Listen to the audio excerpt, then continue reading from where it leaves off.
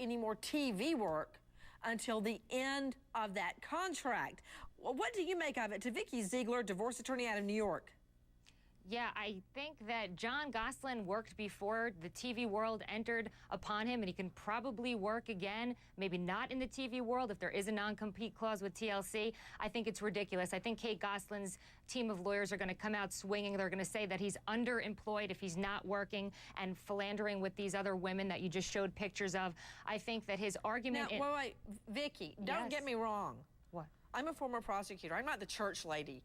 He can sleep with whoever is willing to just hop in bed with him. I don't care. That's their business. But what I do care about is him blowing the family assets, the money.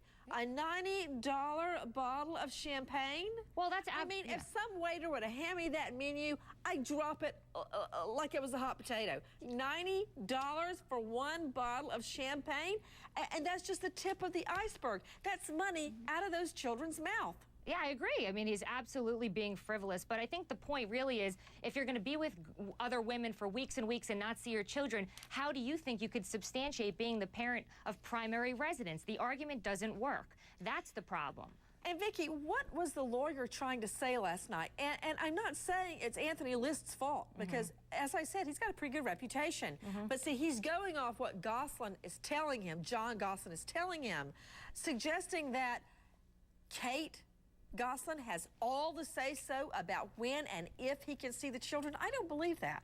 I think it's ludicrous. It's very unique in cases like this. Usually you don't give one parent all of the stay, regardless if they have physical custody and the other parent has parenting rights. So it is very, very strange. I would have loved to see the arbitration transcript to see really what happened in this case. Bizarre. So I think the only leg Jon Gosselin may have to stand on is if, in fact, that is the case, that Kate is dictating parenting, maybe there may be an amendment or a specific schedule where he sees the children consistently. After, that's it.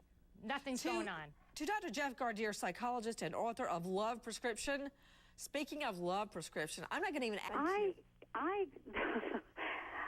Renee and the other defense attorney are making me crazy. Why is everybody hating on Kate? What she is doing is she is making money to feed her kids. John was a deadbeat dad when it was John and Kate plus 8. I watched that show for a whole year. He was a deadbeat dad then. Why is he going to be any different now? Renee? Comes to me, Nancy. It always changes, Nancy. Every day is a new story. And if he, as long as he's not abusing it doesn't even make any sense. No, but what I'm saying to you is now... Every day is a new story.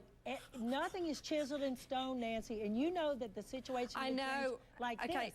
So if he gets a house, he's got a job. He can be a good father to those children.